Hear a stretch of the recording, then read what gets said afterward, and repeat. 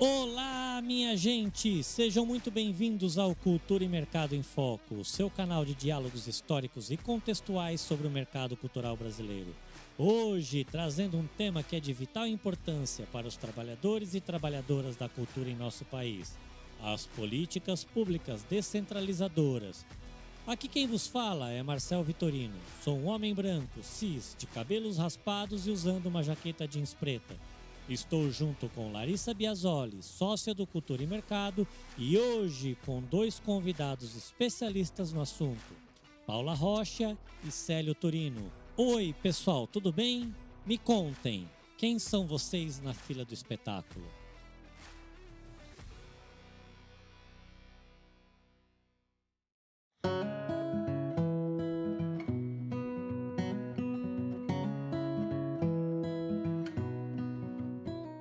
Larissa? Olá, muito boa noite, muito bom dia, muito boa tarde para quem está ouvindo esse podcast em diferentes momentos. Eu sou a Larissa Biasoli, sou sócia do Cultura e Mercado e introduzindo agora essa nova condição aqui, essa nova possibilidade de fazer uma audiodescrição. Eu sou uma mulher branca, cis, eu uso óculos de armação escura, eu tenho os cabelos escuros que hoje estão presos e por estar muito frio em São Paulo, estou usando uma blusa vinho de gola alta, de gola rolê. E estou muito feliz de estar aqui mais uma vez no podcast do Cultura e Mercado em Foco para poder tratar de tema tão aí relevante para nós, trabalhadores e trabalhadoras da área da cultura. Paula?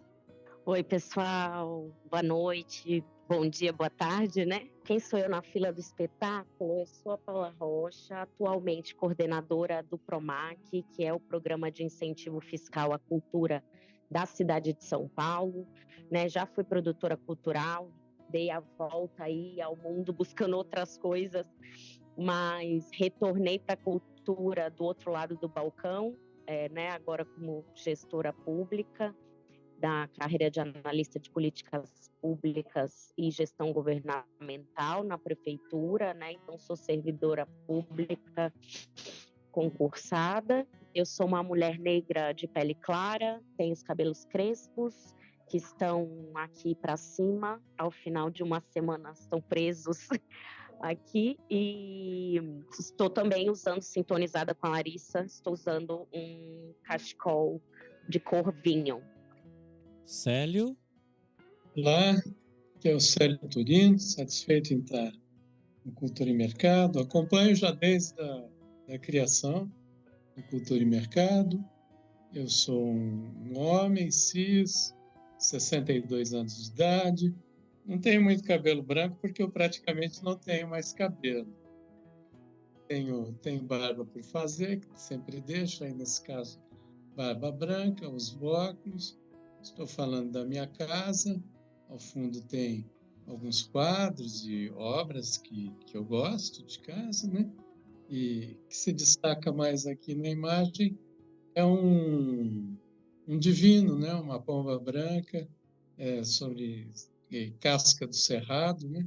Eu gosto muito de cultura popular e, em particular, eu gosto do que representa o divino na cultura popular brasileira, né? Que, para mim, é a expressão da festa da abundância. Tem vários divinos aqui em casa, eles com prendedor de roupa, vários desenhos aí do artesanato popular. Gente, muito obrigado mais uma vez, obrigado pela presença de vocês, sejam muito bem-vindos aqui ao nosso podcast e vamos dar início ao nosso papo aqui de hoje. Uma sexta-feira, frio aqui em São Paulo, mas vamos lá, vamos começar a nossa conversa para esquentar um pouquinho, não só os nossos corpos, mas os nossos corações também. Bom, gente, muito se fala de temas e expressões grandiosas como descentralização de políticas culturais, democratização de acesso, entre outros. Então, a gente quer começar por aqui por uma questão de entendimento. E eu vou pedir para você, tá, Paula Rocha, para começar respondendo essa pergunta. Vocês poderiam definir como entendem, primeiramente, uma questão balizadora? O que são políticas públicas para a cultura? Eu gosto muito de uma definição sobre políticas públicas, não especificamente de política pública de cultura, né, mas de política pública em geral, que diz que política pública é o Estado em ação, né? Que é por meio da política pública que o Estado se apresenta ao povo, que o Estado diz a que veio e que, né, põe ali sua cara. E eu gosto muito dessa definição porque põe essa centralidade da política pública no Estado e porque traz essa coisa da ação da política pública, né?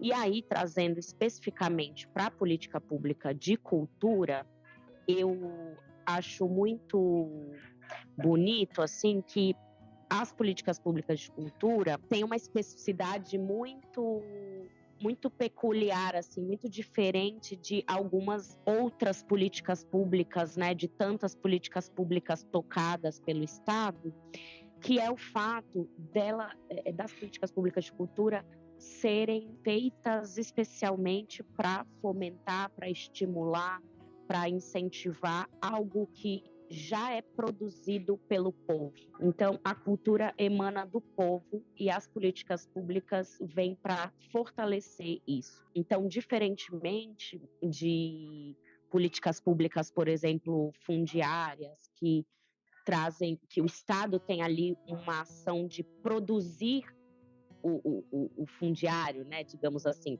ou as políticas públicas de segurança que só existem atreladas ao Estado, né, só existem se existe exército, se existe polícia, enfim, que são aparatos do Estado. Eu acho muito interessante para a gente pensar a política pública de cultura, pensar que elas são políticas públicas para auxiliar algo que já vem do povo, que o Estado não cria cultura, ele não produz cultura, e que sim, o papel dele, né, nesse segmento deve ser justamente estimular, fomentar, incentivar, enfim, potencializar de diversas formas o que já existe da produção cultural, né, que já emana quase que naturalmente do povo. Então, acho isso bastante bonito. Então, eu diria que as políticas públicas de cultura têm dois grandes principais eixos que a gente poderia dividir assim para analisá-las de forma para diferenciá-las mais, mas acho que os dois grandes eixos seriam tanto as políticas públicas que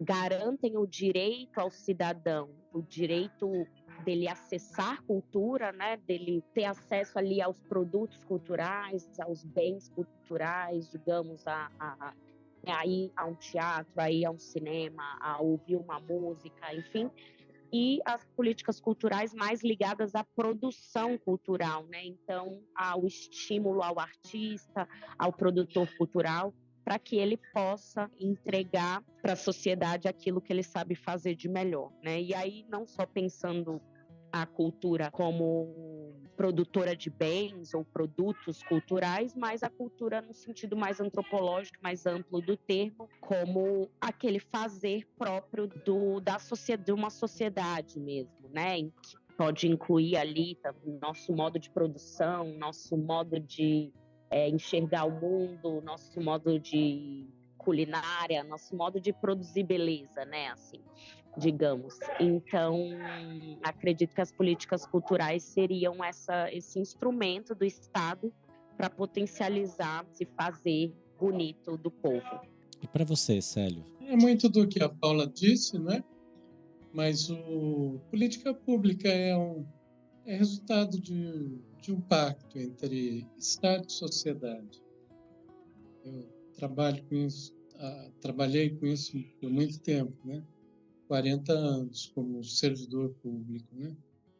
E hoje eu tenho muito nítido, né?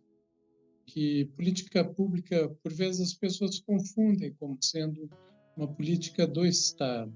Não é do Estado. É uma política da mediação na relação entre Estado e sociedade. O Estado pode produzir, no máximo, uma política governamental ou, então, uma política estatal. Mas a política pública ela tem essa relação com a esfera pública. E ela envolve a capacidade dos agentes, tanto no aparato do Estado quanto na sociedade, de produzirem consensos. Consensos, inclusive, que tem que expressam estágios civilizatórios, capacidade de compreensão naquele momento, né? Eu gosto muito da máxima zapatista, né? Eu tive, inclusive, antes de formular a política pública, aí que foi formulada mesmo, depois construída, né? De uma forma coletiva, mas o conceito geral foi formulado antes, desde o Estado, desde a função que eu estava no Ministério, ocupando no Ministério da Cultura como secretário, a época de programas e projetos, depois de cidadania cultural. Antes de ter chegado àquela função, eu passei um tempo em Chiapas, né? E pude observar muito essas relações nas comunidades, né? Em que o povo manda e o governo obedece, né? Aí se estabelece uma outra prática, política pública, que é o mandar obedecendo. O que é o mandar obedecendo? É ter a capacidade de usar as atribuições que o aparato do Estado possibilita, mas obedecendo ao povo, obedecendo às nossas raízes, obedecendo a uma perspectiva outra de vida e de mundo. Que mundo seria esse? Um mundo em que reina o bem comum e o bem viver. Não é o que acontece nas sociedades capitalistas, muito menos num país tão excludente como o Brasil. Mas essa deve ser a perspectiva, inclusive se a gente quiser sobreviver como espécie no planeta. Então, a política pública tem relação com tudo isso. Não é muito percebida e não é muito praticada dessa forma. Normalmente se cria uma governamentabilidade em que as pessoas, ao entrarem nos espaços públicos, né, nos aparatos do Estado, do governo, elas são absorvidas pela lógica dos sistemas. Mas, como a gente sabe, todos os sistemas, sejam os naturais, sejam os históricos, eles são determinados pela lógica da autopreservação. Com isso, essa lógica da autopreservação, ela impede que a política pública aconteça de forma ampla e, sobretudo, nessa perspectiva da produção de consensos. Consensos para quê? Para que a gente consiga, em algum momento, e aí em perspectiva histórica, ter um Estado ampliado, um Estado integral, em que a mentalidade de governo e o aparato do Estado vá se fundindo com o ambiente da sociedade. De certa forma, isso é praticado em algumas civilizações. Foi e é. Sobretudo com os povos indígenas, os povos originários de todos os continentes. Mas isso aí pode ser uma outra história, a gente fala numa segunda rodada. Nossa, é uma delícia, né, estar aqui ouvindo, acho que muito dessa primeira qualificação, vou chamar assim, né, Marcelo? Acho que uma primeira qualificação semântica da coisa, né, para a gente partindo de pressupostos, né, que vão guiar bastante aqui nossa conversa, e queria, puxando disso, né, dessa riqueza que vocês já trouxeram aqui na primeira fala de vocês, pegar aqui, né? Então, porque política pública, né? E aí política pública para a área cultural, a gente felizmente está voltando a debater, a poder construir juntos, né? Juntas. E aí acho que o que vocês trazem, né? Na definição que a Paula falou, né? O Estado em ação. É super interessante isso, que na hora já me vem à mente, né? O verbo, né? A ação. Então, assim, vai ser colocado em movimento, vai ser colocado no gerúndio, né? Vai ser colocado no fazer mesmo, né? Na ação. E acho que nessa questão, e aí, né, que Célio complementa, da gente poder partir de conceitos, né? De um bem viver, de um bem-estar, de um estar em conjunto, né? E aí vou seguir nesse lugar semântico aqui, gostaria de seguir com vocês nesse lugar semântico, porque dentro das políticas públicas culturais, nós, produtores, trabalhadores, trabalhadoras da área da cultura, a gente se depara muito com outro palavrão, né, que acaba sendo a questão da descentralização, né? Que então é isso, é esse lugar, vou chamar por enquanto então de um lugar, né? Que eu gostaria que, se vocês pudessem trazer um pouco de como vocês veem essa palavra gigantesca, né? Que é até difícil de falar por vezes, né? A descentralização de políticas culturais, porque a gente está, como o Célio já comentou, nesse país gigantesco, né? Que nas suas desigualdades também, mas na sua geografia, né? A gente é um país imenso. Então, para vocês, se vocês conseguissem trazer um pouco para a gente, a partir da experiência de vocês, o que é a descentralização, que pode vir a ser o que é descentralização das políticas culturais no Brasil, se vocês tiverem exemplos, né, de programas, de vivências, enfim, também fica legal aí para ir complementando a conversa. Então, sobre descentralização, realmente é um conceitão, assim, né? Acho que engloba muitas coisas. Acho que quando a gente fala de descentralização, vem uma ideia de geografia, né? Que normalmente, né, que envolveria aí o centro e as periferias, e isso normalmente é pensado em território, mas pode ser pensado em várias outras lógicas, né? Descentralização não seria apenas na questão territorial, mas também na questão dos centros de poder, né? Eu acho que estaria muito ligado a isso, assim. Eu gosto muito do Milton Santos, justamente porque ele coloca essa questão do território juntamente com os centros de poder, né? Dizendo que a distância do centro-periferia também é uma distância de informações, informações desiguais, acessos desiguais, e isso produz uma desigualdade, né? Não é só uma distância, né? Ela produz uma desigualdade. Então, eu acho que quando a gente fala de descentralização, está muito atrelado a território, mas está muito atrelado a outras questões também. Assim, a gente tem centros de poder, digamos assim, das, sei lá, linguagens culturais, por exemplo, né, linguagens artísticas que são mais centrais do que outras. E se você for pegando assim cada segmento, você vai tendo o centro e as periferias, né? Se você pega a música em si, a gente tem o que é o centro, digamos, o centro no sentido do poder mesmo, e o que é ou que são as periferias, né? Então, eu acredito que essa questão da descentralização está ligada a uma promoção da diversidade mesmo. Assim, a gente entende que cultura é riqueza, né? E uma cultura é mais rica quanto mais diversa ela for, quanto mais ela beber de várias fontes, enfim. Então, não é interessante para uma cultura que ela fique ali apenas alimentada por um centro, né? Porque isso empobrece no final das contas. Eu acho que por isso que a gente defende tanto e fala tanto de descentralização, né? Porque isso empobrece a cultura, uma centralização, e uma descentralização favorece, assim. E isso sem falar, aí falando de um aspecto mais prático e mais material, seria a questão também, que não tem como fugir, né? Saindo um pouco do quesito filosófico e semântico e vindo pro chão aqui, seria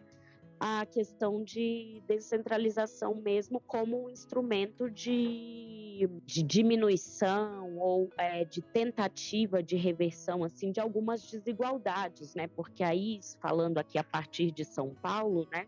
A gente fala de um território super desigual. Para quem não sabe, São Paulo tem 12 milhões de habitantes, é uma cidade que poderia ser um país, né? Tem 20 milhões de habitantes na região metropolitana, e as condições centro e periferia são muito desiguais, e isso reflete em várias outras desigualdades. Assim, se você pega os mapas, né, de população negra na cidade de São Paulo, a gente sabe que estão muito mais concentradas nas bordas, né? Então, quando você fala de descentralização, você também está falando de maior acesso de uma população negra aos recursos para a produção cultural, né? Então, você não está falando simplesmente de um território, mas você fala sobre as desigualdades territoriais que existem numa cidade como São Paulo, assim, e outras cidades grandes. Mas eu acredito que mesmo... Acredito não, enfim, venho de uma cidade pequena, né? Eu sou do norte do Espírito Santo, uma cidade chamada São Mateus, e mesmo numa cidade pequena, a gente, obviamente, tem centro e periferias, né? Centro e não só de território, como de poder, de centralidade, de acesso mesmo, né? Então, acho que seria isso, para começar. Estado é concentração, né? É concentração de poder, concentração de recursos. É assim que se formou o Estado há 5.000 anos, aí, seja para fazer uma pirâmide, para fazer um canal de irrigação. Então, a lógica é sempre centralizadora. Todavia, o Estado, para existir, para funcionar, ele depende da arrecadação descentralizadora, inclusive da transferência de poder. O poder também tem uma lógica muito concentradora. Para que alguém tenha poder, é preciso que outros abdiquem do seu poder ou tenham o poder subtraído, né? Retirado, seja pela força bruta, seja pela coerção, pelo papel da ideologia, o que for.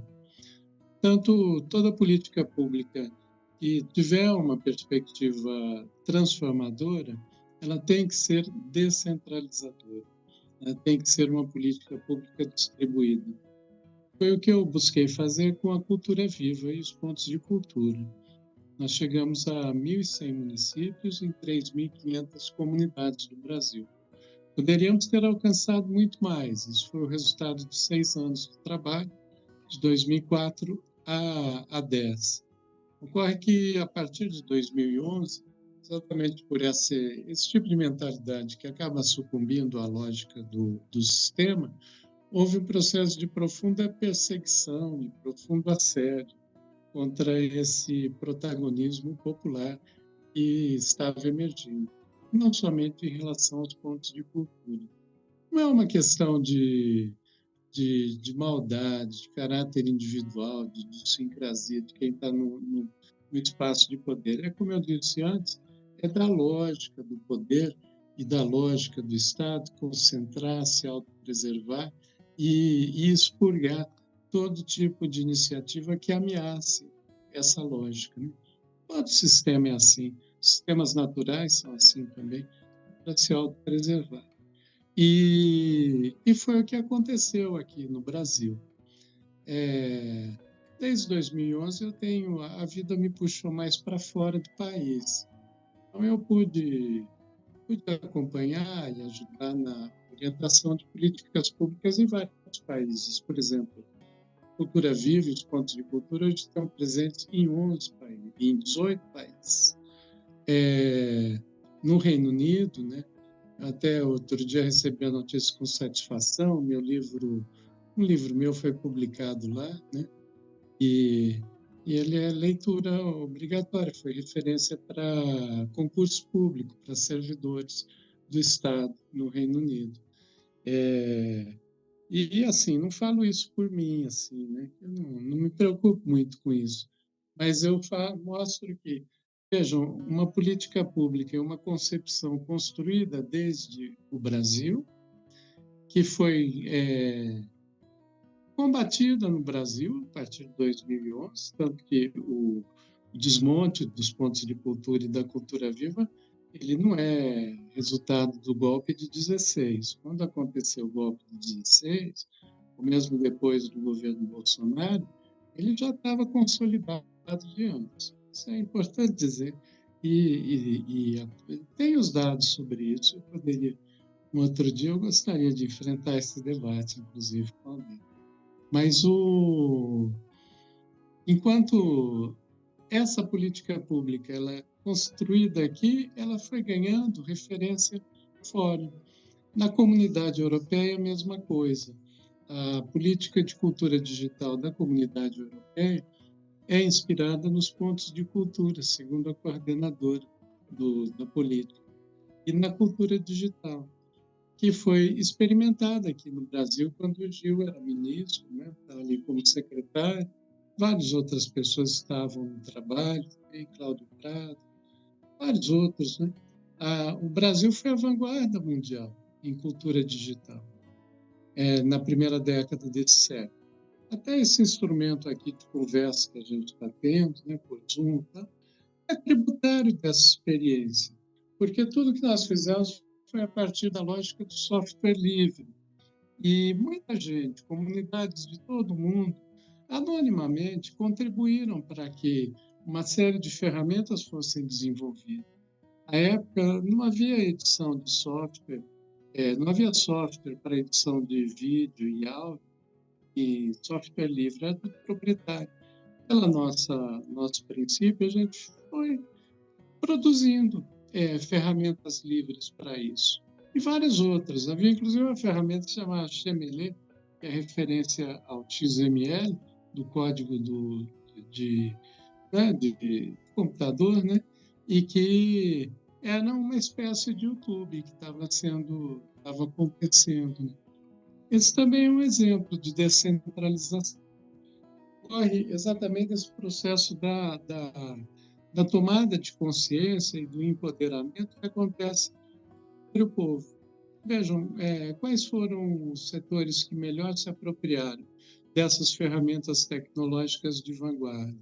A rede Mocambos, por exemplo, que é uma rede feita a partir de um ponto de cultura, que é o da Casa de Cultura Tainã, em Campinas, e que foi se articulando em uma série de quilombos, também com indígenas. Vários indígenas ganharam prêmios internacionais com seus filmes, editando filmes e vídeos a partir da experiência dos pontos de cultura. Houve o Benque Bianco, lá entre o povo Axanim, na aldeia Apiútia, nas margens do rio Amônia, afluente do Juruá, fronteira com o Peru.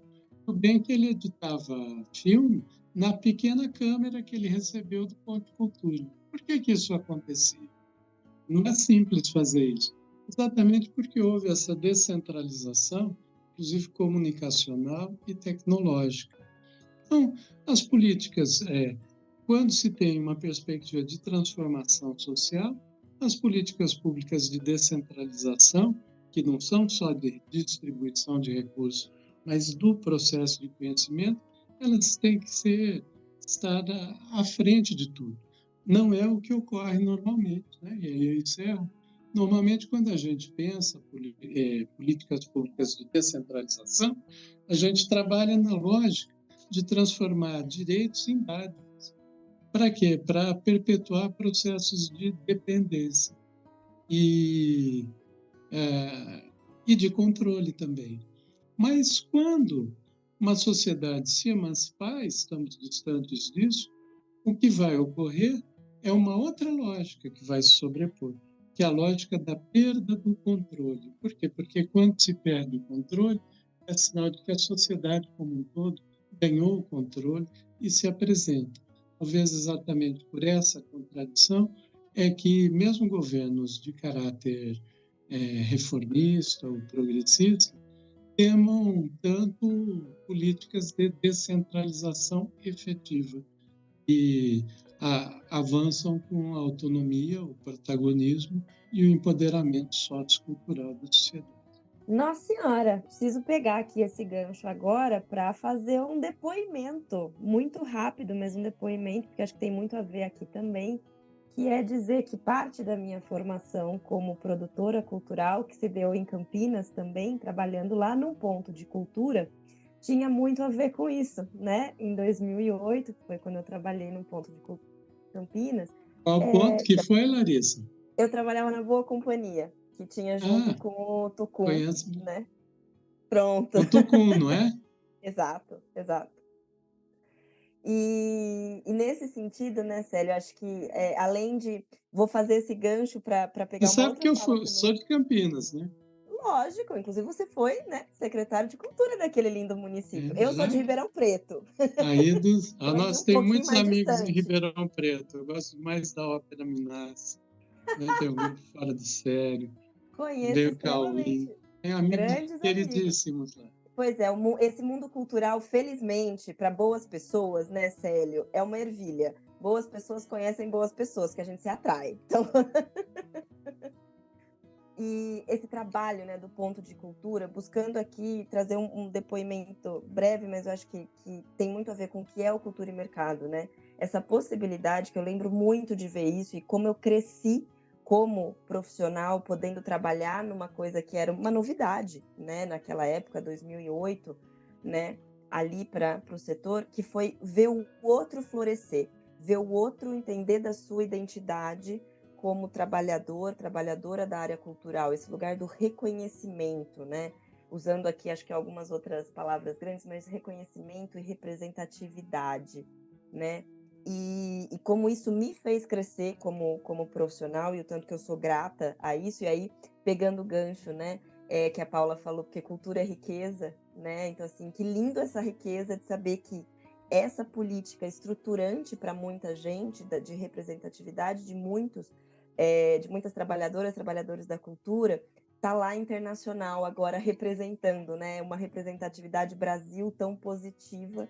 Então, fica um parabéns aqui, né? E uma felicidade de pensar, cara, que lindo que pessoas estão podendo aprender a entender o outro, né? E a ver a possibilidade e a potência do outro por meio de uma escrita brasileira, de um olhar para trabalhadoras, agentes culturais, trabalhadoras culturais, né? Então, assim, encheu o coração aqui de um pouco mais de alegria de estar nessa conversa aqui com vocês.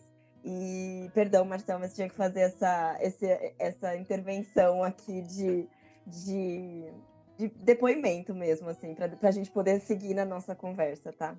Claro, e faz todo sentido. Quando a gente fala de encher o coração, né, deixar o coração quentinho, a gente observa como as coisas estão voltando, né, na área cultural aqui no Brasil, né, com o novo ministério se reestruturando. Recentemente nós conversamos com o Enilton, né, Enilton Menezes, secretário de Fomento à Cultura, e eu queria puxar esse ponto, né, comentando, né, dizendo o quanto que a área cultural brasileira viveu nas trevas, né, um momento de trevas nesses últimos anos, o quanto que teve um desmonte e o quanto que as verbas de incentivo à área cultural ficaram na mão de pouquíssimas pessoas. E de uma certa forma acabou, assim, entre aspas, elitizando esse acesso à cultura. E aí, nesse contexto, eu queria que vocês trouxessem a visão de vocês, como que vocês entendem a democratização do acesso à cultura. Vocês comentaram algumas coisas aqui, mas assim, como que vocês entendem o cerne, o centro, o que precisa ser feito na prática para que esse acesso à cultura ele seja democratizado de maneira bastante ampla e que todas as pessoas possam não só ter acesso às verbas, mas também ter acesso aos espetáculos ou aos pontos de cultura disponíveis no Brasil. Eu vejo um exemplo, não é? A Lei Aldir Blanc. A Lei Aldir Blanc é um bom exemplo de uma política pública que foi construída de baixo para cima, a partir da ação das sociedades, da mobilização dos setores da cultura, né? E que aconteceu em um período, em um momento muito difícil, né? De pandemia, na pandemia aguda, né? Logo no início, todo mundo fechado em suas casas, que a lei, ela parte da lei apresentada pela Benedita da Silva, do Rio de Janeiro, depois incorpora várias outras leis, um total de 5 outras, mas quem analisar a Lei Aldir Blanc vai ver que praticamente a lei que foi aprovada é uma outra lei, né? Não era exatamente o que foi a lei de origem, né? Por quê? Porque houve um processo de ampla mobilização e disputa feito por esses mecanismos de Zoom, à distância. Foi o primeiro ensaio. Houve dias, né, que eu participei 14 horas de atividades e até a madrugada nessas consultas e ajudando a ir formulando, né, os conceitos, os princípios da lei. Por isso ela aconteceu e de forma tão generosa e surpreendente, porque dentro de um governo assumidamente anti-arte, anti-cultura, inimigo mesmo, nós conseguimos praticamente um consenso com a aprovação da lei, né? Só o Partido Novo que votou contra. Por que eu digo isso? É possível formular políticas públicas mesmo estando em condições muito adversas, estando inclusive fora do Estado e do governo. De um tempo para cá, eu digo de um bom tempo para cá, o setor da cultura criou um certo fetiche em relação a entender política pública como organização de editais. Um edital, ele não passa de um concurso público com regras para seleção, classificação e exclusão da grande maioria. Até no ponto de cultura, que tinha uma política mais includente, a média que a gente conseguia era de aprovar 30% dos projetos inscritos. Foi o maior índice de aprovação em relação a projetos inscritos e aprovados. Vejam aí, o último PROAC que houve em São Paulo, parece que foram 40 mil projetos, né? Mais ou menos 5% que foi contemplado. Então, normalmente é isso. Só dá uma aparência de política pública, mas não é. Então, a gente precisa sair desse fetiche dos editais. Às vezes, mesmo setores da cultura, da arte, eles estão muito imbuídos dessa ideia meritocrática, entre aspas, que é essa ideia mais da competitividade. Às vezes é bom dizer que ganhou um prêmio, que é o melhor disso, o melhor daquilo. Mas, na verdade, a melhor produção cultural ela acontece quando ela é feita em colaboração. E isso é possível, desde que não estou dizendo que a gente tem que prescindir do edital, que é uma forma até de uma porta pública aberta para um primeiro momento, mas ir trabalhando para políticas mais universalizantes, como é o princípio do SUS, do Sistema Único de Saúde. Isso é possível aplicar na cultura e na arte. E eu penso que o grande desafio dos setores culturais no Brasil seria começar a pensar a política pública de cultura desde essa perspectiva. É qual? Quem faz, quem acontece, né? Como disse a Paula logo no início, quem realiza, né? No chão das comunidades, tem que ser reconhecido pelo que realiza, não pelo que propõe, e nem pelos papéis que traz consigo, porque isso também é uma forma de capital e de exclusão.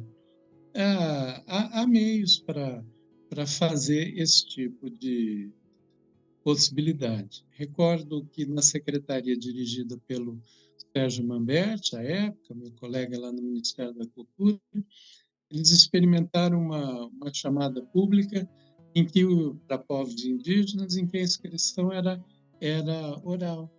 Havia um telefone, né? Não tinha esses mecanismos tão mais fáceis hoje. O pessoal ligava e dizia o que fazia. Porque às vezes se fala muito da sustentabilidade de projetos culturais, né? E muito nessa lógica neoliberal. O que sustenta um cururu? O que é o cururu, né? O cururu é o repente do caipira paulista, das margens do Tietê, que é o mesmo ritmo do rap, que é o ritmo e poesia, né? É a palavra ritmada, né? O que sustenta uma folia de reis? O que sustenta uma ação no meio de uma comunidade, em torno de dança, de música? Ou o que sustenta a realização de um slam lá na frente do Centro Cultural São Paulo? Rapaziada ali também ensaiando danças e tudo, né? Essa energia vital da cultura, e essa é a grande sustentabilidade. É isso que sustenta a cultura, não é? As festas populares e tudo mais, os processos criativos. Às vezes um artista ele ensaia meses vai se apresentar, ele abre ali o palco para uma peça de teatro, tem o teatro pela metade, até menos que isso, mas, de repente, quando o palco se abre, vem uma magia e ele se apresenta como se fosse para aquele teatro todo cheio de gente, né?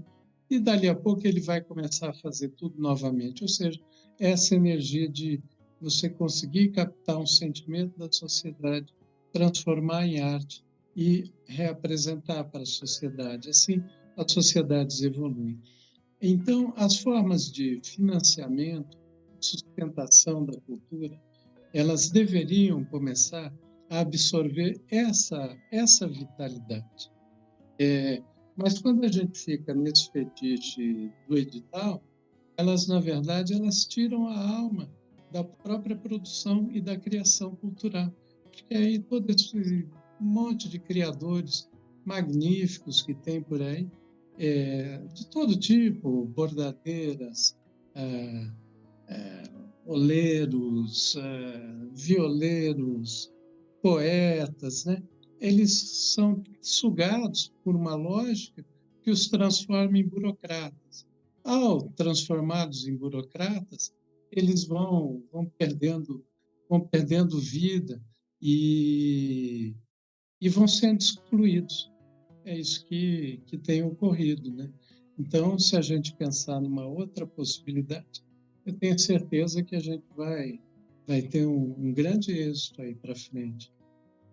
Paula, e para você, como você enxerga a questão da democratização do acesso à cultura? Eu estou aqui participando do podcast, mas na verdade tendo uma aula com o Célio Turino, né? Porque, gente, a gente fica aqui se deleitando, né? Com ele falando. Aí eu até esqueço que eu tenho que falar depois.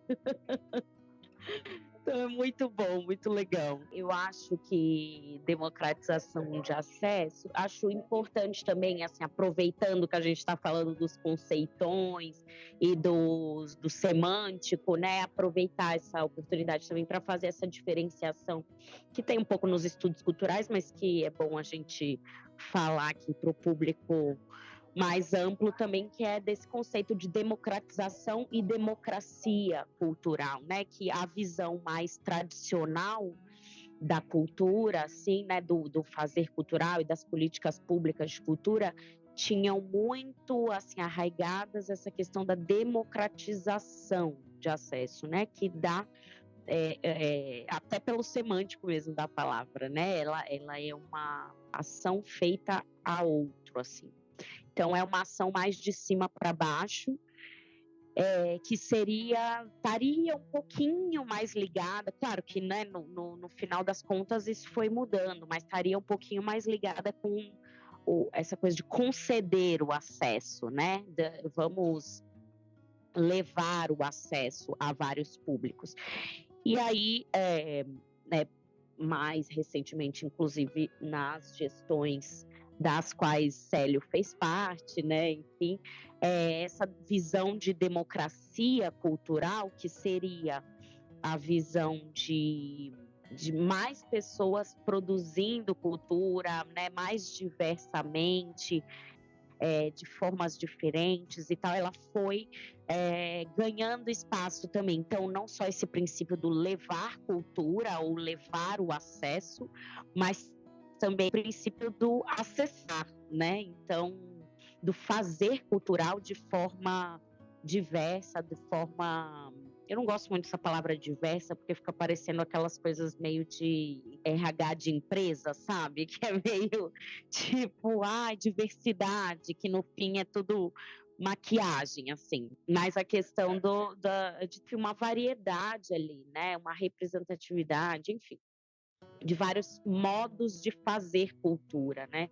E aí, não somente os do centro, né, que a gente estava falando, dos centros de poder, mas os das periferias ali, que seriam, por exemplo, né, não dá para a gente negar que indígenas, querendo ou não, estamos aí vendo nessa super batalha com um marco temporal, por exemplo, eles estão na periferia do poder, né? Não importa onde eles estejam, eles estão na periferia do poder. E o princípio de democratização e de democracia cultural e de democracia de acesso, né, democratização de acesso, seria também isso, trazer, ter essas pessoas protagonizando o fazer cultural próprio delas, né? E aí, quando a gente fala de democratização de acesso, parece um conceitão, né, muito distante, né? Mas eu ia falar exatamente um exemplo nessa linha que o Célio falou, por exemplo, a forma que se recebe inscrições, né? Isso é uma coisa, às vezes, tão pequena, que não é tão pequena para quem está dentro do Estado, assim, sabe que é difícil fazer, né? Assim, como as coisas são, às vezes, difíceis dentro do Estado, que é justamente o que o Célio falou, esse sistema que se perpetua, enfim, então, tudo que sai um pouco da lógica está, né, juridicamente fora da regra, então é difícil, às vezes, você lançar um edital com uma inscrição de outra forma, né? Que não seja uma inscrição por escrito, enfim. Mas é possível fazer, né? Temos experiências que provam isso. E o que eu queria enfatizar é um pouco isso, assim, que às vezes uma ação muito que parece pequena, ela já propicia um ganho na democratização de acesso, né? Que seja receber inscrições por forma oral, né? Isso é interessantíssimo. Tem uma coisa que é mais até que está sendo mais utilizada, assim, eu acho, nos governos e, inclusive, aqui em São Paulo, na Secretaria de Cultura, a gente tem tentado um pouco colocar isso, que é a questão da linguagem simples, assim, né? Tirar um pouco esse juridiquês, esse burocratês da boca do povo, assim, né? Da boca do gestor, que às vezes está comunicando ali com aquela pessoa que vai acessar aquele mecanismo, porque, como o Célio falou, já é um mecanismo difícil, né? Você ser um edital.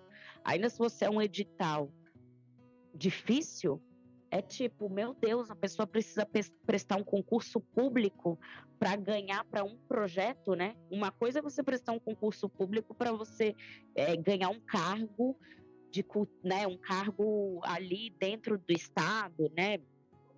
Enfim, você passa por essa seleção para você ter um emprego de forma mais perene. Agora, você passa por uma seleção tão estrita para apenas ter um projeto da sua vida, que não é, né, num artista, isso é um projeto da vida dele, né, não é a vida dele. Então, isso precisa ser facilitado, assim, né, em inúmeras formas. E aí eu acho que vão nas várias etapas ali que você pode ter da relação do cidadão com o Estado, né, no acesso a esses recursos, por exemplo, vai desde a etapa de inscrição, que é isso, assim, acho que não necessariamente precisaria ser uma inscrição, né, às vezes pode ser outra coisa, pode ser só um pequeno cadastro, um pleito ali um pouco mais simples, né, enfim, desde essa etapa inicial até a etapa de prestação de contas, por exemplo. Eu tenho batido um pouco nessa tecla de que a prestação de contas da forma que se faz hoje dentro do Estado, né, e aí dizendo da Secretaria Municipal de Cultura mesmo, é uma forma muito excludente, né, e inclusive às vezes para programas que têm um escopo um pouco mais amplo, né, como aí dando o exemplo dos programas como o Vai, Fomenta a Periferia, e para quem não é de São Paulo, que não conhece esses programas, são programas com um conceito muito interessante, assim, de trazer projetos de pessoas jovens, que às vezes é o primeiro acesso a um recurso público, né, que aí tá uma outra forma de descentralização, mas que também sobrepõe a questão do território, né, então a intenção é trazer jovens de periferias para acessar esse recurso. E aí, na inscrição, existe essa... né, na inscrição, na seleção, existe todo um olhar. E, às vezes, na prestação de contas, claro que existe um olhar também cuidadoso para isso. Mas o que eu quero dizer pode esbarrar em questões que acabam cerceando um pouco essa liberdade e essa abertura que existia no início ali, né? Então, eu acho que a prestação de contas também é uma fase muito interessante, que inclusive pontos de cultura são uma grande inspiração nisso, né? Mas que, enfim, também enfrentam problemas jurídicos depois, porque o Estado é essa máquina que quer se manter e depois acaba problematizando iniciativas muito inovadoras, enfim. Mas esses dias mesmo encontrei um colega, né, que estava dizendo, não, mas eu recebi 100 mil e a prestação de contas foram 2 relatórios, sabe? E era isso, assim, a entrega estava feita, né? E o que era mais importante, que é ali o objeto cultural, estava feita. Quer melhor prestação de contas do que isso, né? A gente não vê por exemplo, um produtor de carro ou de geladeira, linha branca, dando a prestação de contas linha por linha do que ele pagou para os funcionários dele ou dos empregos que ele gerou, né, para receber aquele incentivo público, né? Então a gente vê ali uma cobrança muito exagerada para o produtor cultural com a prestação de contas, por causa, às vezes, de uns microcasos, assim, né? Ou de um caso ou outro que são escandalosos, mas que não são representativos do todo da cultura, e aí você acaba tendo todo um aparato meio policialesco do Estado com a cultura que vai muito contra a democratização de acesso. Então, às vezes, assim, dentro de uma mesma gestão ou dentro do mesmo... às vezes do mesmo governo, assim, você encontra uma iniciativa indo no caminho da democratização e uma outra parte ali do processo indo no caminho contrário, né? Então, um pouco acabando no 0 a 0, assim, porque você democratiza o acesso ao recurso, porém, depois você complica e pune aquele produtor cultural, né? Enfim, então, acredito que a democratização da acesso é uma questão bastante ampla, desde a democratização das pessoas, dos cidadãos que querem ir ver, né, fruir cultura e aproveitar as produções culturais das suas cidades, mas também nessa questão da democratização de acesso aos recursos públicos, né? Acho que é bem importante isso. Gente, nessa riqueza cultural da nossa conversa, tem uma coisa que me chamou muito a atenção nessas últimas falas de vocês dois, que foi muito a questão da participação de nós, né? Proponentes, agentes culturais, trabalhadoras da área da cultura, no processo de formação, né? Que eu acho que por vezes foi algo no processo de formação, de elaboração de políticas públicas, né? Descentralizadoras e que possuam elementos de democratização de acesso, né? Que eu acho que falo disso porque eu acho que eu estava sentindo falta dessa conversa, gente. De novo, né? Bebendo de uma época minha aí, né? De alguns anos atrás, que foi uma época de me formar mesmo, né? Porque eu acho que a nossa formação ela é extremamente contínua e tá aí também, né? O papel do Cultura e Mercado está sobrevivendo esses 25 anos também por isso, porque a gente acredita nessa potência da troca, que é o que a gente está fazendo aqui, mas queria puxar desse gancho, assim, né, dessa importância da questão de nós, que somos agentes, né, da prática dessas políticas públicas, né, que a gente tem que conseguir se comunicar de volta, né, com esse Estado, tem que conseguir se comunicar de volta e explicar, isso aqui funcionou, isso aqui não funcionou, né. E também me chama a atenção, puxando desse gancho, a gente está falando muito dessa questão da descentralização, né, que eu acho que é muito importante esse conceito da descentralização, porque é uma descentralização de poder. E que dentro da minha experiência na área cultural atualmente, eu acho impressionante que quando eu vejo alguém burlando uma regra de prestação de contas ou qualquer coisa nesse sentido, Normalmente essa pessoa é detentora do poder. Ela não é a pessoa que não tem o poder, não é mesmo? Porque afinal de contas ela já soube o caminho das pedras para poder exatamente, né, buscar burlar uma coisa ali, né? Então eu fiquei muito com isso na cabeça, sabe, gente? Que acho que a nossa busca, né, por o equilíbrio das coisas também passa muito por aí.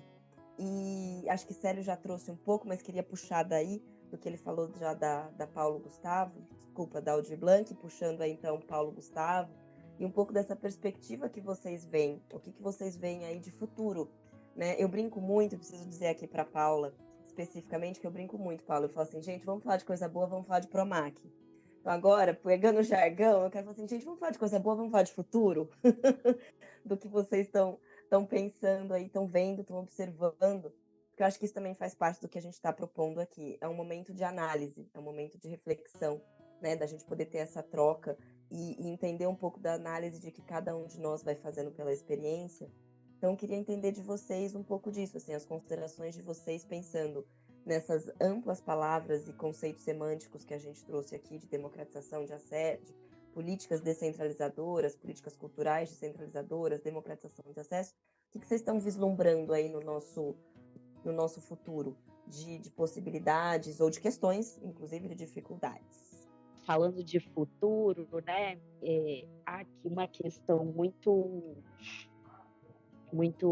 prática aqui, que eu acho que está muito próxima de acontecer, que eu acho que eu já vejo imediatamente, assim, é a volta do Brasil se ver como um país, e isso eu estou falando do ponto de vista, né, de uma pessoa que está dentro do Estado, das 3 esferas federativas ali, União, Estado e município, voltarem a se falar. Eu acho que, assim, né, vocês perguntaram, né, o que vem por aí de futuro. Eu acho que um dos ganhos está todo mundo, assim, né, voltando esse clima lindo da gente se conversar e tal. Esse podcast acontecendo, né, já é um fruto disso. E aí eu acho que no sentido de política pública de cultura, um ganho muito grande que a gente está próximo de conseguir é essa interlocução entre União, Estado e município, que se perdeu totalmente, assim, para além do... Eu não vou chover no molhado, né, de toda o sofrimento que o setor cultural passou na pandemia, porque já falamos muito disso.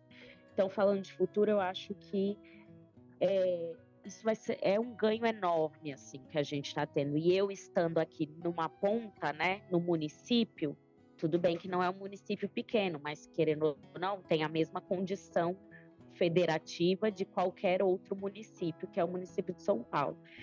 Então, eu estou vendo, assim, que está começando a surgir uma conexão maior com o Estado, especialmente com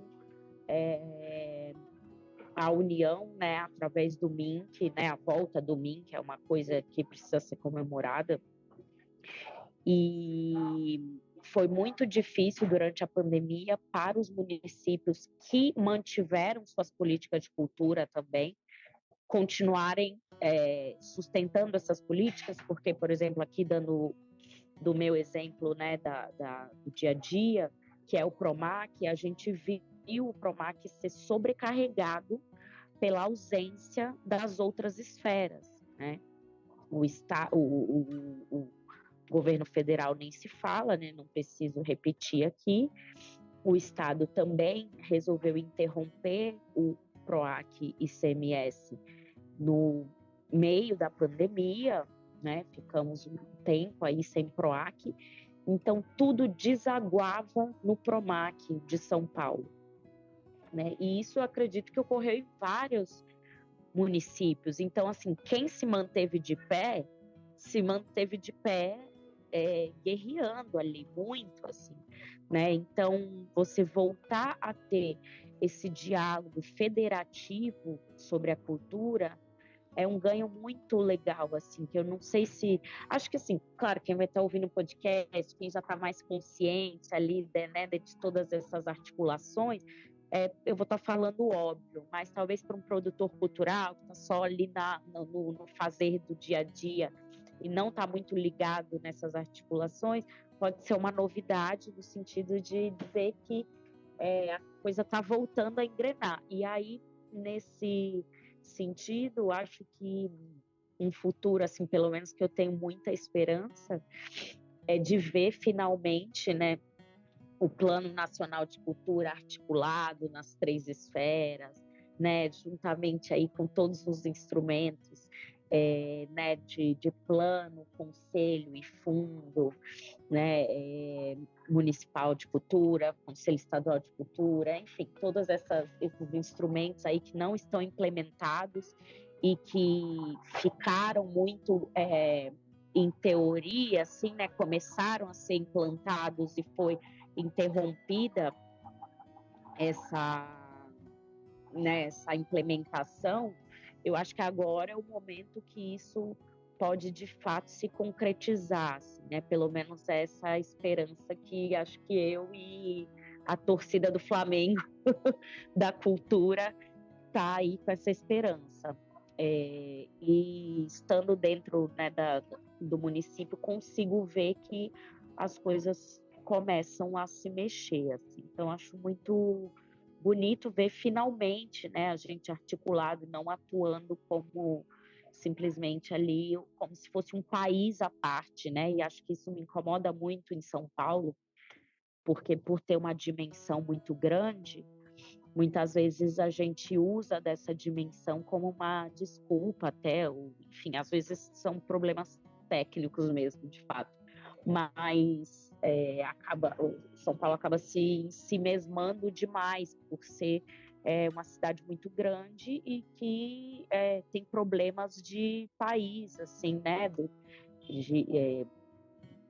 Isso de seleção de projetos, e, enfim, de formas de como contemplar, né? Como distribuir esse recurso que é limitado. Então, ver São Paulo de novo conectado a algo maior, né, a uma união, ao Estado, estando pensando política cultural de forma mais articulada, é muito satisfatório. Enfim, falando de um futuro mais filosófico, né, menos prático, aí já é uma esperança assim que acho que não dá tantas pistas por agora, mas o futuro que a gente quer ver é isso, né? Com várias linguagens artísticas despontando, assim, eu sempre falo muito, eu falei isso para algumas pessoas, assim, que eu falo, gente, eu tenho muita fé na música brasileira. E eu falo na música especialmente porque é a linguagem a qual eu sou mais ligada, né? E porque eu sei que vai surgir gente boa daqui até o momento em que eu morrer, enfim, e outras, né, vierem outras gerações e tal. Então, tenho muita fé na música brasileira e repasso isso para a cultura como um todo, né, na cultura brasileira como um todo. E eu acredito que nos próximos anos é um pouco essa fé na produção da nossa cultura mesmo que a gente tem que se apegar, sabe? Que tá aí, ela existe, ela sobreviveu a uma pandemia, ela sobreviveu a um desmonte, então basta um pouquinho de água para regar essa potência toda dessa terra, para isso florescer de novo, né? Um pouquinho de água não, pode vir um pouco mais de água, que também a gente gosta de água, né? E é isso, gente. Acho que temos um futuro próspero aí pela frente. Bom, eu queria dizer primeiro da minha satisfação de estar aqui debatendo com a Paula. Viu, Paula? Daqui uns 20 anos, aí você vai, né? Que eu já tive assim, com a tua idade, entrando no processo, não que eu esteja muito velho, estou com 62 apenas. Ainda tem tempo, mas quero te ver mais adiante. Eu sei que você vai nessa linha, né? Teve um período assim na história do Brasil, meio que anos 80, meio não, nos anos 80, em que uma geração se apoderou muito, se encantou muito por processos de mudança, sabe? Inclusive, eu tive a felicidade de participar. Minha pós-graduação, eu fiz em Administração Cultural, foi um curso que o Celso Furtado, como primeiro-ministro da Cultura, ele criou para formar uma geração de gestores culturais, sim, em 86. E foi muito bom eu fiz na PUC de São Paulo. Fui liberado do serviço lá eu era servidor de carreira na Secretaria de Cultura em Campinas, né? E fiz isso. E tinha muita gente também na área de museologia, em vários lugares, né? Criando, né? Imaginando o Brasil, né? Isso já tem quase 40 anos, né? Mas vejo também alguma coisa do onde é que a gente deu os tropeços também, né? E como que a gente pode, a partir desse conjunto, mudar, mas algo que é vital é ter servidoras públicas como você, Paula. E eu penso que isso é verdade. E estou falando assim com muita honestidade, assim, né? Muita delicadeza, no sentido de que são vocês que vão garantir esse diálogo e essa relação, inclusive porque extrapola próprio governo de plantão. E o que você diz é muito pertinente. Primeiro, sobre esse processo de prestação de contas, né? Eu mesmo tive muita dificuldade quando no Ministério da Cultura, porque era bem isso mesmo. Nós tomamos uma decisão, uma das primeiras decisões que eu tomei, logo que chegou no primeiro edital de Ponto de Cultura, que foi o seguinte: não fazer a análise técnica documental antes de fazer a leitura dos projetos. Talvez os ouvintes não saibam, mas a maioria dos projetos, eles sequer são lidos. Há toda uma mobilização de sonhos, expectativas, né? Mas aí, primeiro, eles passam por uma análise documental. Faltou uma certidão, o projeto já está fora. Ele nem chega a ser analisado no mérito. Eu achava aquilo um absurdo, e aí eu fiz o inverso. Primeiro a gente analisava o mérito, depois ia ver os documentos. Claro que isso resultou em que muitos convênios, assim, Ponto de Cultura, levaram mais de ano para serem efetivados, porque havia dificuldade, o pessoal estava começando. Mas isso é muito importante. Analisar, por pior que seja um projeto, ali tem muito sonho, muita expectativa, reuniões comunitárias, trabalhos, né? Também a seleção, ela tem que levar em conta prioritariamente o portfólio, o que é feito. Isso é que é o que mais importa, mais do que o que se pretende fazer. Porque aí no abstrato, quem está mais aparelhado para dizer o que pretende fazer, leva vantagem. Então tem que ter, às vezes, uma apresentação de resultados, visitas, a partir de curadoria, resolveria muito mais do que um edital. E o edital, ele continua sendo necessário, porque em algumas situações há exclusão mesmo, há recursos limitados, né? Então, mas aí é para esse tipo de ação. Algo também muito necessário, como a Larissa colocou, é a gente saber também abrir as portas de maneira adequada. Não dá para colocar trabalhos de artistas, de produtores culturais já mais experientes, sêniores, do lado de jovens iniciantes. Tem o VAI em São Paulo, né, que é uma boa experiência nesse sentido, mas na maioria dos lugares não há isso. Não pode colocar na mesma disputa situações muito diferentes. E aí dá para trabalhar com tipologia, dá para trabalhar com valores diferentes, né? Então fica algo mais equilibrado, né? O que vem aí, que vem por aí, percebam, o aporte da Aldir Blanc foi o maior aporte direto de recursos descentralizados da história do Brasil. né? Antes dele, o programa que mais descentralizou foi o Cultura Viva, e que no período que eu estava lá no Ministério da Cultura chegou a 580 milhões de reais em 6 anos. E chegou a 1.100 municípios. Há 10 anos, né? 12 anos depois, 10 anos depois foi a Aldir Blanc, com 3 bilhões, no período de um ano, menos que isso, chegando a 4.600 municípios. Então, vejam um saldo. Agora vem a Paulo Gustavo, com um valor maior ainda, se bem que eu alerto, pode haver muita frustração, porque o grosso do recurso da Paulo Gustavo, 3/4 é para o audiovisual, os outros setores da cultura vão ficar com 1/4, e assim é justo que seja assim, até porque é um recurso que foi arrecadado pelo audiovisual, a maior parte é um recurso do Condecine, tá? Mas, na prática, os outros setores da cultura vão arrecadar, vão ter como distribuição aproximadamente R$ 1 bilhão, que é 1/3 da Paulo Gustavo. Agora, o pessoal não percebe muito. Na hora da distribuição, vai ver que isso vai reduzir em 2/3 o valor de cada contemplado, ou vai reduzir a quantidade de contemplado em 2/3, né? O certo seria fazer a aplicação concomitante com a Lei Aldir Blanc II. A Lei Aldir Blanc II, ela abre um caminho muito bom, porque nós teremos 15 bilhões de reais, um recurso regular, que ao longo de 5 anos será de 3 bilhões. Isso vai permitir um planejamento, uma estruturação.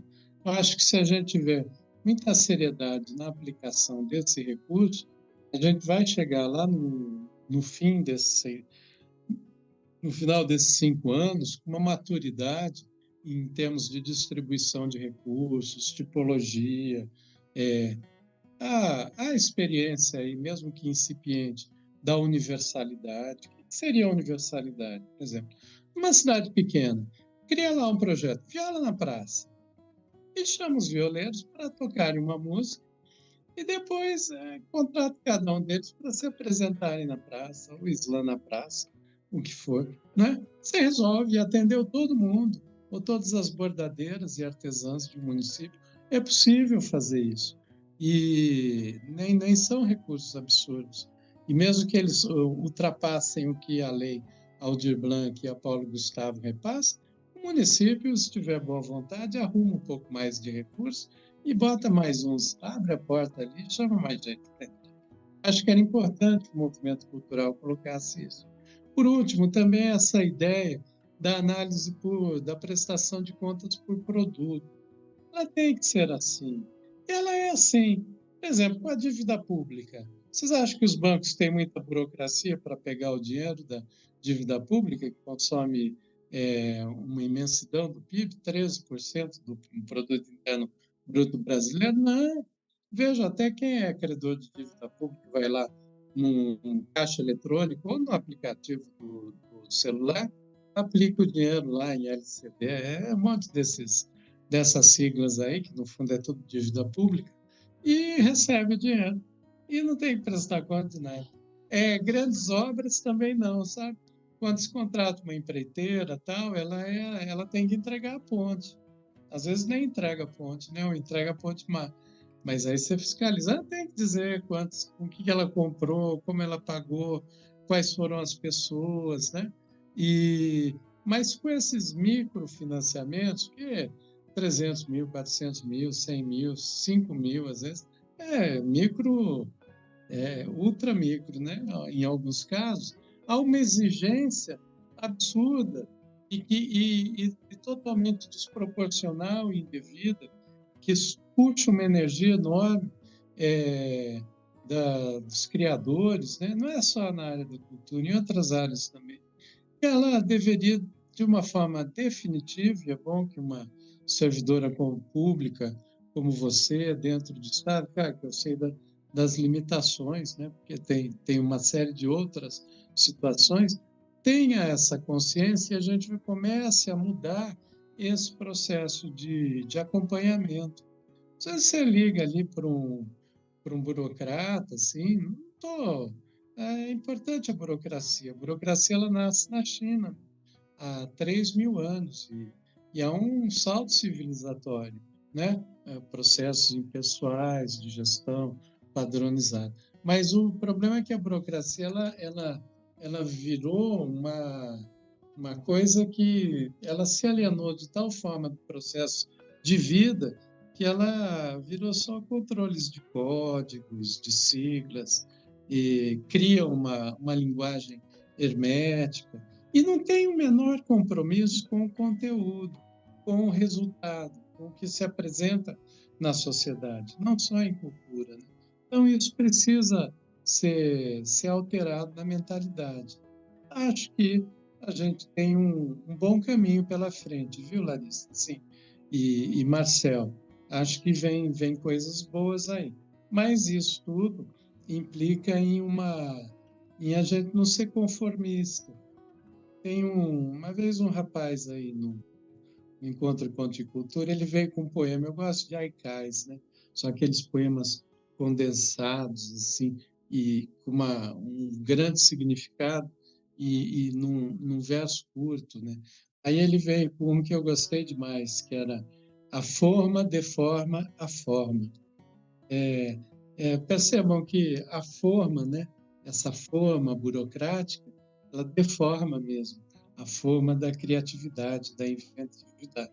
Então, a gente precisa partir para outro caminho. Isso é urgente, porque agora, inclusive, é um desafio. Agora, com a inteligência artificial, hein, daqui a pouco tudo vai ser controlado e a gente vai ser ainda mais formatado, né?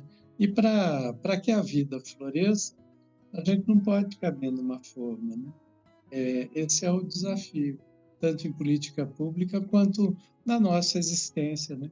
E no desafio enquanto sociedade também, porque nós não podemos mais nos conformar. Puxei aí do Haikai a forma, de forma a forma, e agora eu estou na sequência das formas e do conformar, que é também entrar na forma. A gente não pode se conformar com esse estado de coisas. É preciso ter um sentido de urgência histórica e de emergência cultural. Só a emergência cultural, no sentido do emergir, é que vai possibilitar que a gente saia desse labirinto aí que está acabando com as nossas vidas. Eu vejo que tem muito jovem com depressão, muita gente sem sentido, as dúvidas também, o desamparo que a gente vive aí em relação às mudanças climáticas, a perda do sentido do trabalho, né? As violências todas, né? Isso não é possível continuar acontecendo. Muito ruim alguém andar na rua e ver ali famílias, crianças ali morando na rua, abandonadas, são aos milhares. Em São Paulo, cerca de 50 mil pessoas. É uma cidade começando a ser média, né? Vivendo, habitando nas ruas, né? Gente sem possibilidade, trabalhadores aí com 40 anos de idade, sem qualquer perspectiva de voltarem a ter um emprego, né? Isso tudo faz muito mal para todo mundo, até para quem não vive essa situação. Então, é preciso que a gente realmente diga um basta e ofereça para as nossas vidas, né? É para o país, é para as nossas vidas um caminho melhor. E a melhor forma de a gente encontrar esse caminho é, é, é ter a capacidade de se indignar, né? De não aceitar as coisas como elas são. E ao não aceitar as coisas como elas são, a gente tem que ter a capacidade também da coragem, que é a disposição de interferir. Não basta não aceitar, tem que ter coragem para encontrar um outro rumo. É aí que a gente encontra, de fato, a esperança. Porque a esperança, disse Santo Agostinho, já há 1.500 anos atrás, né? Ela tem duas filhas lindas, a indignação e a coragem. Eu diria que a indignação e a coragem são mães da esperança também. E notem que são todas no feminino, né? São substantivas femininas, né? A esperança, a coragem, a indignação. E aí eu finalizo, e eu acho que já encerrando aqui o podcast, né? Também dando minha despedida, né? a gente podia, nós começamos falando do Estado e do poder. Percebam, o Estado, o poder. A gente pode inverter isso e até construir uma forma de Estado diferente a partir da potência. Olha, a potência, ela é uma substantiva feminina. Enquanto o poder, ele é concentrador, ele é reto, direto, ele é fálico também, o poder. A gente vai mudar essa lógica pela lógica distribuída da potência, porque para que alguém, para que a potência, quando ela é distribuída, ela não quita a potência de ninguém, ao contrário, ela se soma, é um ato de amor, é um ato de criação. E isso eu penso que será encontrado, aí a gente ia falar um outro dia, mas a origem de todas as dominâncias, todas as opressões, ela está na origem do patriarcado. É a primeira dominância que se estabeleceu na humanidade. Antes do racismo, antes do capitalismo, antes das dominações do Estado sobre as outras pessoas, dos indivíduos sobre os outros indivíduos. A primeira das dominâncias foi essa, a dominância do patriarcado. Então, ela precisa ser também implodida como lógica para que a gente encontre e abra esse caminho. Eu espero em vida ainda ver isso, tá? E falando de potência, filosofia e, por que não, esperança, caminhamos para o final do nosso bate-papo. Larissa, Paula, Célio, quero agradecer muito, muito mesmo o tempo de vocês, a participação de vocês no nosso podcast Cultura e Mercado em Foco, e eu gostaria que vocês se despedissem dos nossos ouvintes. Então, olha só, Paula, vou passar aqui na frente para poder agradecer vocês, então agradecer a presença de Célio, a presença de Paula, o tempo, a disponibilidade por essa troca. Em nome do Cultura e Mercado, agradeço muito vocês, agradeço também o nosso host e idealizador, o Marcel Vitorino, e quero dizer que agradeço porque eu estou me sentindo alimentada pela troca e assim espero que também os nossos ouvintes se sintam muito, muito alimentadas pela troca, que começou numa semântica, passou pela filosofia, né? Felizmente, porque como eu disse, estava com saudade de falar tudo isso. Então, muito, muito, muito obrigada pelo tempo de vocês, pela disposição de estar aqui. Obrigada aos nossos ouvintes que estão aí e espalhando de preferência também a palavra, né? Para a gente poder chegar em cada vez mais pessoas que possam ter essa reflexão, esse momento de pensar aí no fazer cultural. Então, muito obrigada. Na sequência, eu vou agradecer aqui pelo convite, né, em estar aqui, e foi uma delícia, eu adorei. Por mim, eu ficaria aqui batendo esse papo por várias horas. Gostei muito, viu, de estar aqui cara a cara com o Célio, que eu já acompanho aí de tempos, e com vocês também do Cultura e Mercado, que também já acompanho faz tempo, assim. Então, fiquei muito feliz, fiquei alimentada também, Lara, de barriguinha cheia aqui com a cultura, que realmente é isso, é um alimento da alma, né? Então, agradeço e espero que nossos ouvintes também se sintam assim. Obrigada, pessoal. Também quero agradecer o convite. Fiquei muito feliz aqui de estar ao lado da Paula, da Larissa, o Marcel aí, um excelente apresentador de podcast. Eu gosto de ouvir podcast, também até pelo Instituto Casa Comum, que é onde eu participo, assim.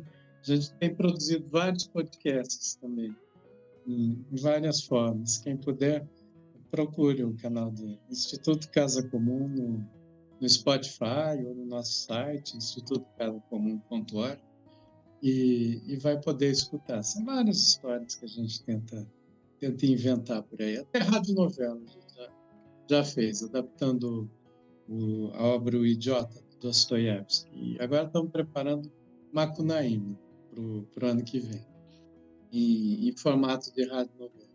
Mas então é uma satisfação, uma felicidade. Desejo que o Cultura e Mercado tenha daqui a 25 anos a comemoração de 50 anos do Cultura e Mercado. Seja na forma que for, porque vai tudo se cambiando também, né? Vocês mesmos, né? Então, um grande abraço, viu, gente? Beijo para vocês e para todos os ouvintes. Pois é, pessoal, chegamos ao fim do nosso episódio. Quero agradecer por terem passado esse tempo conosco e por terem escutado os episódios anteriores. Quero aproveitar e pedir para vocês divulgarem o nosso podcast. Vamos fazer a roda girar? Indiquem o podcast para 5 amigos e peçam para que eles façam o mesmo. Dessa maneira, chegaremos aos ouvidos de muita gente e isso é muito importante para nós. Se eu fosse vocês, não deixaria de escutar o próximo que está imperdível. Logo, logo, teremos mais um encontro, nessa mesma hora e nesse mesmo local. Um grande abraço, beijo e tchau!